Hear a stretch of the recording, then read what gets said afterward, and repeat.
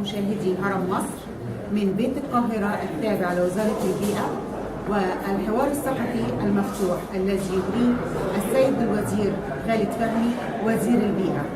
ننقل لكم فعاليات المؤتمر.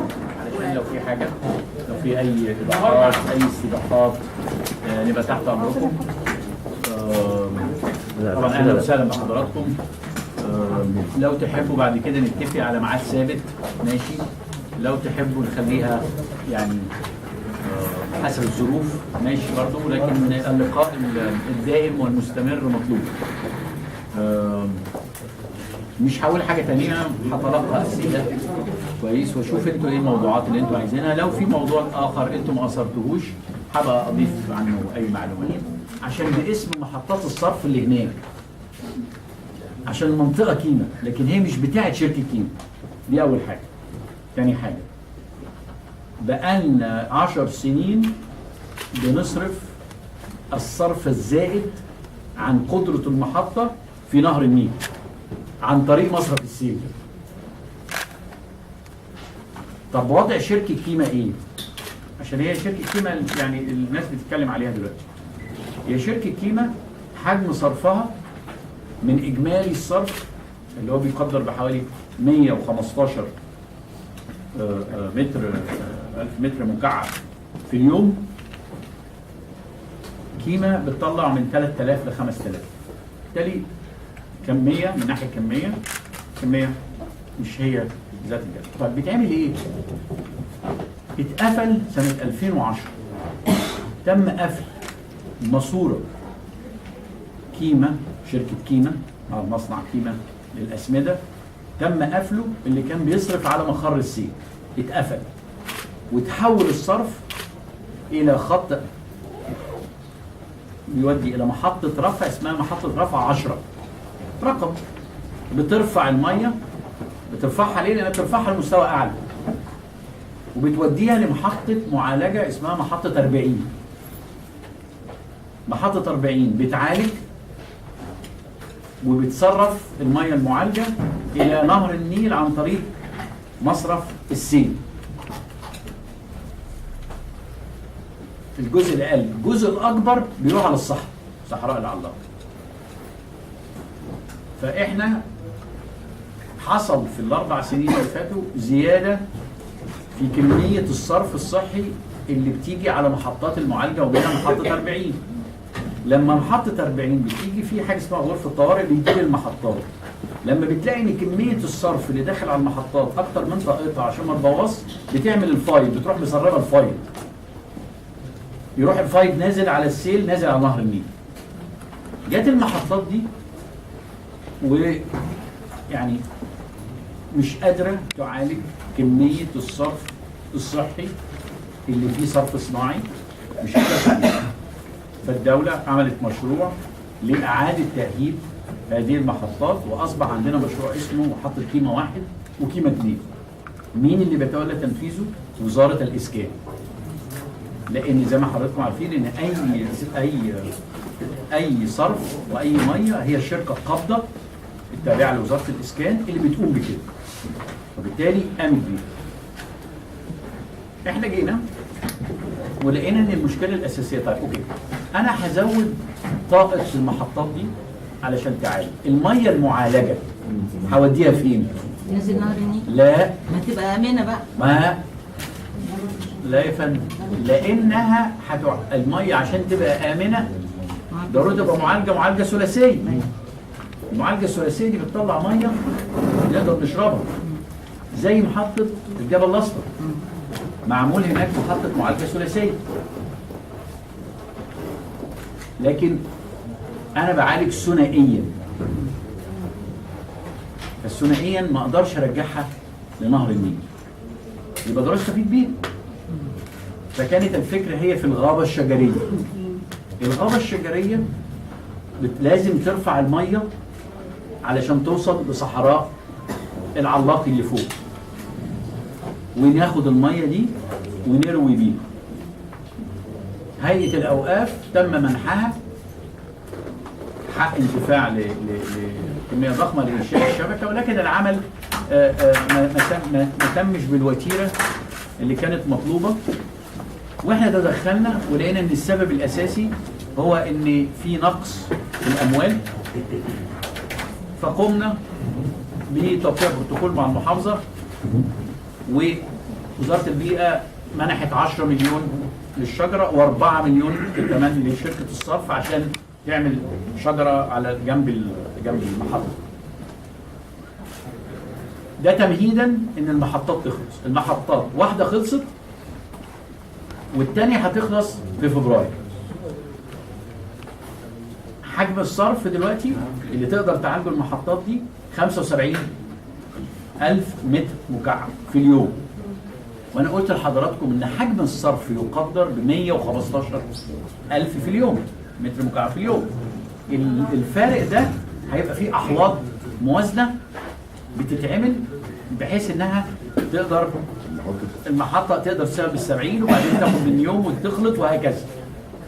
هذا المشروع كامل متكامل، عايزين ونتوقع ان يكون في مارس ان شاء الله شغال. طيب ايه اللي بيحصل دلوقتي؟ اللي بيحصل دلوقتي ان شركه كيما تاخد الصرف بتاعها بدل ما كانت توديه على محطه 40 ابتدت ترميه في الصحراء. وفي جزء منه بسيط بيروح لمحطه 40 عشان محطه 40 مش قادره تعالج. محطه 40 يجي لها الصرف من مدينه اسوان ومن امتدادات مدينه اسوان ومن المستشفيات اللي اتعملت هناك. كل ده يجي يزيد يروحوا يعملوا الفايز، الفايز ده بيبقى خام مش معالج، ينزل على نهر النيل.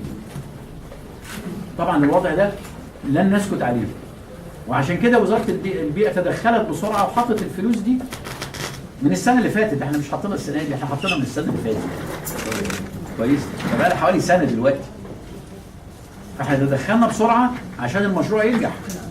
لان لو انا ما خدتش الميه بعد معالجتها واستخدمتها في الغابه الشرقيه هتترمي لي في الميه. فده الوضع الحالي. طيب انا بخلي بالي دي مرحله استثنائيه. طب انا بخلي بالي من ايه؟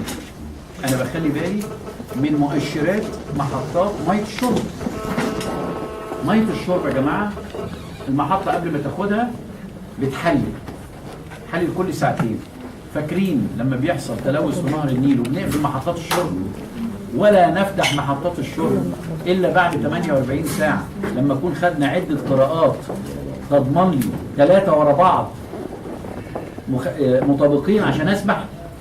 يبقى في الحاله دي انا راقب ايه؟ انا راقب نوع الميه، الحته اللي بينزل فيها، وده بيحصل. وعندنا يعني انا جايب لكم النهارده اهو تقرير لسه جاي لي امبارح.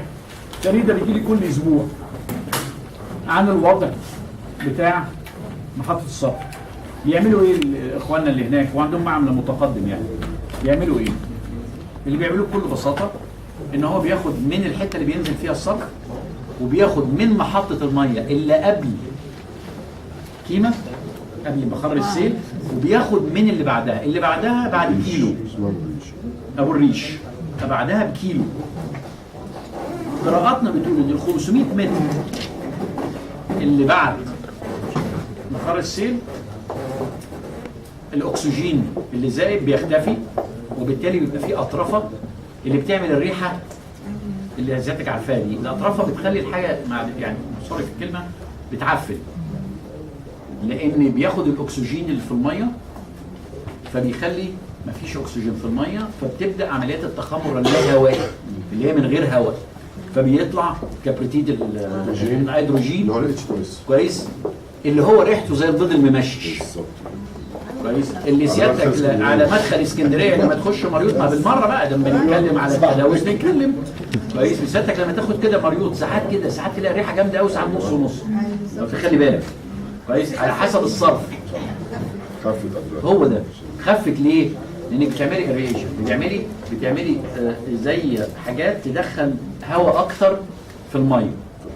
في طبعا في تكنولوجيات مختلفه، في حاجات عائمه بتتحط تضخ هواء في الميه، يعني في تكنولوجيا كتيره في الحته دي، لكن خلينا في موضوع. فده اللي بيخلي الريحه موجوده. انا يهمني محطات الشرب ميتها عامله ايه؟ في مره حضرتك تنزلوا كده بدون ما تقولوا لنا، اوكي؟ وكلميني وانت هناك، وانت قدام الفرع بتاعي او انت قدام محطه الشرطه، وخليهم يديك القراءات. لان لو القراءات مخالفه بنقفل يا فندم او بنزود الكلور. لكن اذا كان مع احترامي في ناس بيشربوا طوالي من الميه، يعني ميه النيل كده، يعني هي يعني عاده غير صحيه اطلاقا يعني. لكن طبعا الحته دي ما حدش يشرب منها ومش هتلاقي فيها سبب،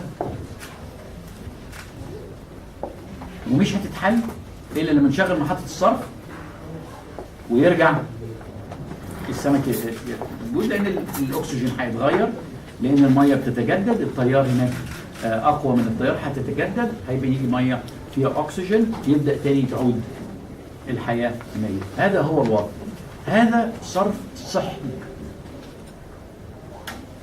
انا قلت لحضرتكم صرف صناعي مباشر. اقول لي بقى يعني ايه مباشر؟ محطات السكر، صنع السكر، احنا اتفقنا ان هم 9 مصانع اللي كانوا متغطين. فكرت 2 ورق و7 سكر، صح؟ ال7 سكر وقلت لحضراتكم كنا متفقين على الخطه، وجم في سبتمبر بالمتابعه يعني مريحين شويه. لم نتورع وخدناهم للنائب العام. فالناس يعني اشتغلوا اكتر، جالهم تمويل، وخلصنا الاعمال كلها في 31/12. هم كانوا قافلين، مفيش عصر لان موسم العصر في يناير. ضروري نعمل دلوقتي التجارب على الكلام ده اللي بيتم دلوقتي. نص يناير مجموعه هتنزل، في مجموعه هناك، في مجموعه تنزل تعمل تشيك عليها كل مده. مجموعه هتنزل يوم 15 يناير تقيس تاني وهو بيشتغل مطلع ايه. كل الاعمال تمت لدرجه ان احنا حفرنا وكشفنا مواسير صرف ما اتكشفتش من 50 سنه. كل مصنع كان عنده واحده ظاهره وواحده تحت الميه مع صف الاصرار والتردد. ايوه هو يا فندم هيقول لك اصل الديزاين في الخمسينات والستينات كان كده. ما انت خلي بالك دي مصانع قديمه. هيقول لك والله هو الديزاين قبل ما تطلع البيئة. التصميم قبل ما انتوا تيجوا هو كده. وهم قالوا كده، قلنا لهم طب احنا موجودين التزم. وبما ان عندي السده الشتويه الميه قليله اتكشفت الحكايه ذات في فتره سبتمبر واكتوبر دي، فرحنا سدين سدتوها من جوه المصنع. ودخلنا فحتنا الارض، طلعنا شفنا مواسير الصرف الصحي مخلوطه على الصناعي ولا لا، لان تملي كنا بنختلف في القياسات. قياساتنا فيها حاجات صناعيه يا جماعه. يقوم يقول لك لا. قلنا طيب اكشف، لانك بقالك 50 سنه ما عملتش صيانه. عملنا لقينا الاثنين داخلين على التغيرات المناخيه. طب من اهم الاسباب، وده دوليا بقى مش مصر بس، من اهم الاسباب اللي مؤثره في حده التغيرات المناخيه زياده السكان. طبعا السكن الامريكاني بنمط الاستهلاكه اكتر من السكن اللي عندنا واللي هند واللي في افريقيا، لكن السكان ودي من الحاجات اللي بتضيع كتير من نجاحات التنميه. ولكن دي قضيه ضروري نحلها على اللونج ران، على المدى الطويل. وعندي انا مشاكل دلوقتي حله ضروري اعمل لها حل فوري. لكن هو مين يا فندم اللي حط الفلوس في محطه الصرف الجديده؟ مين؟ ما هي وزاره الاسكان يا فندم. ما هي وزاره الاسكان اللي حط، ما حطته من الضرايب ومن فلوسنا. فهو عنده دي وعنده دلتا وعنده الصعيد وعندنا التوسع. الفكره هو التحويل الى الغاز. تم التحويل الى الغاز. لما نقص الغاز رجعوا تاني لاستخدام مصاصات القصب في نروح نفتش مفيش، نمشي نشتغل.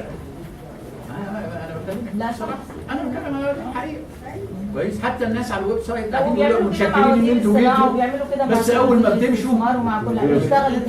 طب يا فندم منزل امبارح تعليمات الفرع بتاعي انقذوا هناك. مش انا بقى كل ما بمشي ده بعيش واقعدوا هناك. مش مراد. هعمل ايه؟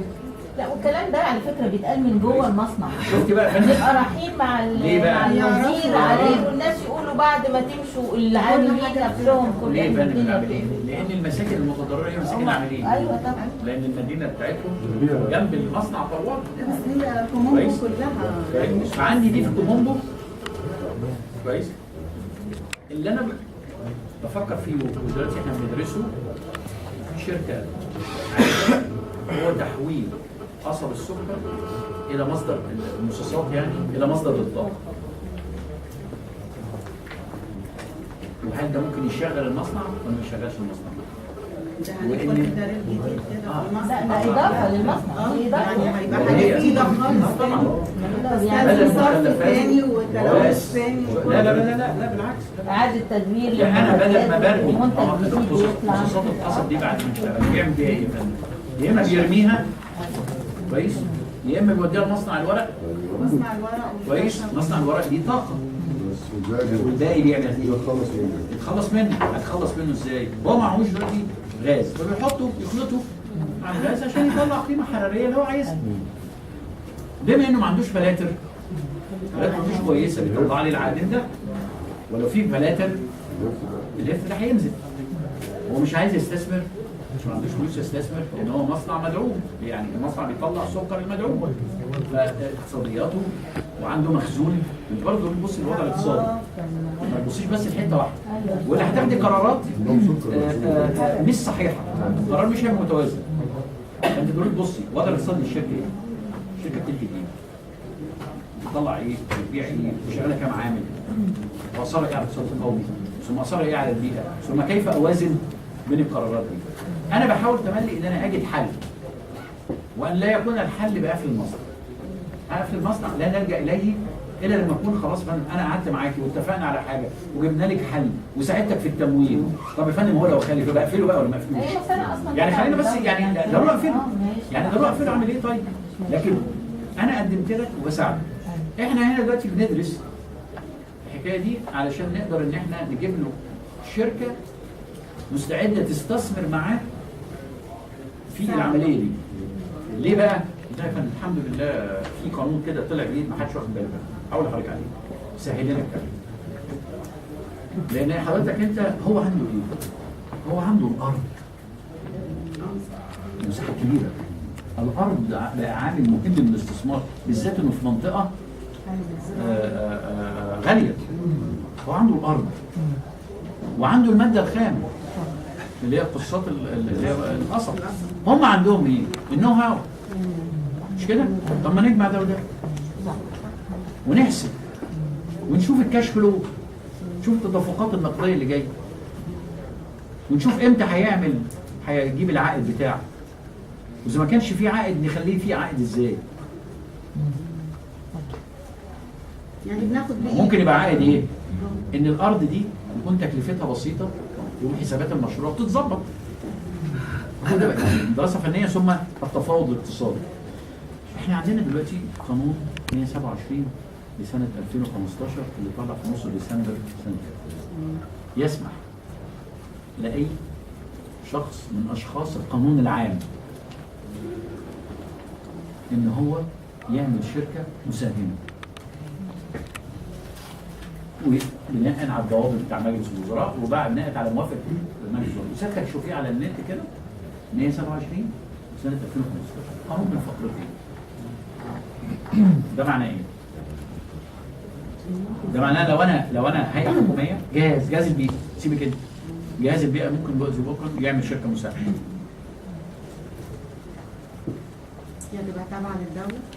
يعني مش شركه مساهمه تبع قانون المساهمات، قانون الشركات. خلاص كده. جيبي بقى عماله على قد حاجتك، جيبي تكنولوجي، انت حره. ده بيمثل يسمح لهم بشويه يسمح طبعا انهم يعملوا حسب امكانياتهم. كويس.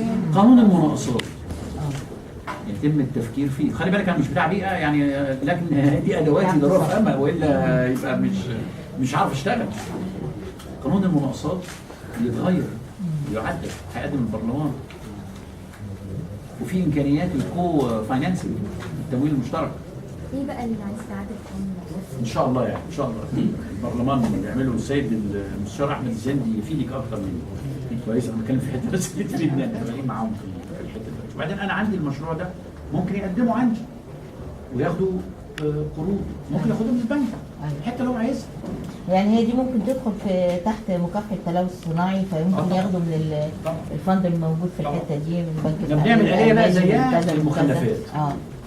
وتدخل عشان بقى جهاز في إدارة المخلفات ده من صح؟ واجباته. احنا بنعمل واحده دلوقتي صحيح ما حدش حاسس بيها، وصحيح احنا خدنا قرارات من مجلس الوزراء كده بالراحه كتبناها والله، ضجة. انا بقول لحضرتك كتبنا لسه والله. الناس ما حسيتش يعني ايه انه اتفعل لسه. لا هي لسه بتفعل، ما بس هي اتفعلش. لسه الناس ما لا، حسيتش. الجهاز المشروع ما بقى بانش بيشتغل بالكلام ده، ما بانش أيوة. لان الكلام ده بياخد شويه. أيوة. كويس، لكن هل في معوق؟ بس ما نتكلم على القمام، لان اكيد هتتكلموا على القمام، مش معقول ان انتوا مش تتكلموا على القمام، تبقى مشكله، تبقى في حاجه ناقصه. كويس، ده زي الملح يعني. ف عندنا دي انا اكتفي، معلش انا قطعت، بس انا كان همي بس يعني العمليه الحته دي ممكن هتبقى عندي مشكله، انا عندي فيجن، انا عندي وسائل، انا عندنا طريق مرسوم، عندنا ادوات نقدر نشتغل بيها، فانا عندي رؤيه وعندي اهداف مرحليه اقدر يقاس ادائي بمدى تحقيقي لهذه الاهداف المرحليه، وهذا ما سوف يعرض على البرلمان. كان في برضه من ضمن الاليات دي اللي هي المدينه الخضراء اللي كانت من كام سنه، وكان زي ما يكون مسابقه بين المحافظات والمدن المدينه الخضراء. برضه كان في برنامج اللي هو ازاله التعديات على النيل، كان في برضه برنامج ازرع شجر. الحاجات دي ليه ما اتفعلتش لغايه دلوقتي؟ يعني ظهرت كده في الاول هوجه وبعدين انتهت. انا اعتقد يعني انا من ساعه ما جيت وانا معني اساسا في التشجير بتشجير يرتبط باماكن ملوثه بالاتربه.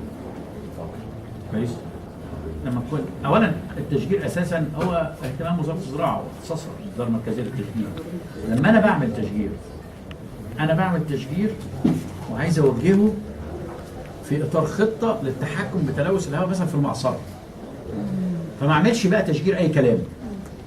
لا، فين بموديل الهواء بيمشي ازاي، بيتساقط ازاي، اقدر احجزه فين، ونوع الشجر ايه، ومين يرويه. حاول استنتج شويه تجارب محبطه. وانا معروف ان انا يعني بقول الحقيقه. الجهاز صرف كثير على محطات على حدائق. عندكم حديقه عزبه الوالده في حلوان، مش فتحناها سوا مش عارف من سنتين. كويس؟ بقت مقلب ولا ايه؟ مش بقت مقلب. لسه يعني اذا لم تنتقل دي الى اداره محترفة. ايوه محترفة طبعا تقدر طبعاً. تجيب العائد بتاعها تفشل. خلاص بقت كويس. فالتعليمات الحكوميه منعت. ما هي ارض مخصصه لي من المحافظه، عملت عليها حديقه، ما املكش بقى ان انا ايه. طب ايه الفرق بينها وبين الحدائق الثانيه اللي موجوده اللي عليها بوابه وعليها حارس وعليها حد جوه؟ ده تبع مين وده هو تبع ده مين؟ الفرق يا فندم بس. هو ده الفرق. كويس. هناك حديقه من احسن الحدائق اللي احنا عملناها وناجحه في التجمع. كويس. حديقه الاسره. ايوه ما دي اللي احنا عاملينها. لكن وجدت اداره سليمه. حاضر. زي هنعمل ايه بقى؟ كويس. طب ما نعمل اداره. انا اقدر اعمل دلوقتي بالقانون الجديد، اقدر اعمل. انا قبل كده ما كنتش اقدر اعمل. اعمل ازاي؟ انا مش جهه اقتصاديه يا فندم. جهاز البيئه مش جهه اقتصاديه، ده هيئه عامه مش اقتصاديه يا جماعه. لكن هندير شويه لكن هيئات اقتصادية. انا عن نفسي اقدر دلوقتي اقدر. لكن انا زي ما بقول لحضرتك مواردي البسيطه في التشجير مش عايز اضيعها في تشجير بلا هدف.